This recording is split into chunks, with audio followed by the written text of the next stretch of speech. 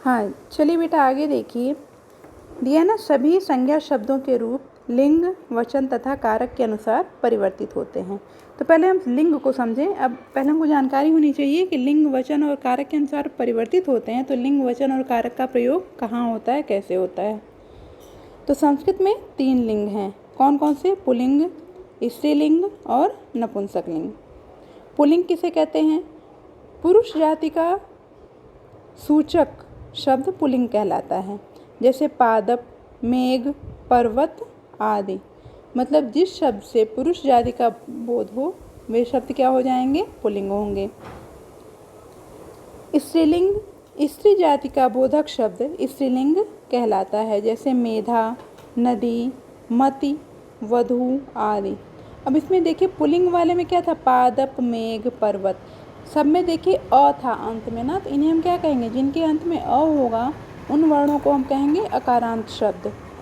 और स्त्रीलिंग शब्द जिन वर्णों के अंत में आ, जैसे मेधा, मेधा में आ आया ना, मेधा, लता, बालिका, रमा, इन सभी शब्दों के अंत में आ रहा है, इसलिए हम इन्हें आकारांत कहेंगे। तो साधारणतः जो अकारांत शब्द होते हैं वे पुल्लिंग होते हैं और आकारांत शब्द क्या होते हैं? स्त्रीलिंग होते हैं। फिर आगे देखिए नपुंसकलिंग। जो शब्द पुल्लिंग व स्त्रीलिंग से पृथक किसी अन्य लिंग का बोध कराते हैं उन्हें हम क्या कहते हैं? नपुंसकलिंग कहते हैं।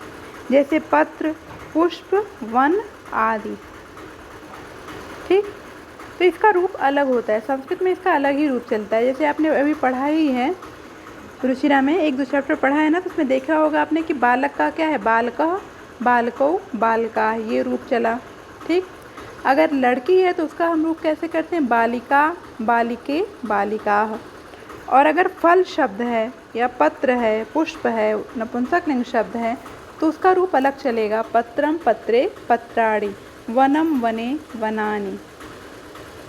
तो इससे हमें क्या स्पष्ट हो गया कि लिंग के आधार पर सभी संज्ञा शब्दों के रूप अलग अलग होते हैं। अलग अलग उनके रूप चलेंगे। जो संज्ञा शब्द होते हैं उनके लिंग के आधार पर उनके रूप अलग अलग चलेंगे। जैसे पुल्लिंग का रूप चलेगा बालकः, बालको, बालका या सः, तौ, ते। स्त्रीलिंग का बालिका, बालिके, बालिका या सा, ते, ताः। और नपुंसक लिंग के जो शब्द हैं उनके रूप चलेंगे पत्रम, पत्रे, पत्राणि या तत्ते, तानि। और भी रूप हैं, लेकिन ये मुख्य जो हैं आपको अभी समझने के लिए कि आपको पता लगे कि तीनों लिंगों के रूप कैसे अलग अलग चलते हैं लिंग के अनुसार, संज्ञावाचक शब्दों के रूप।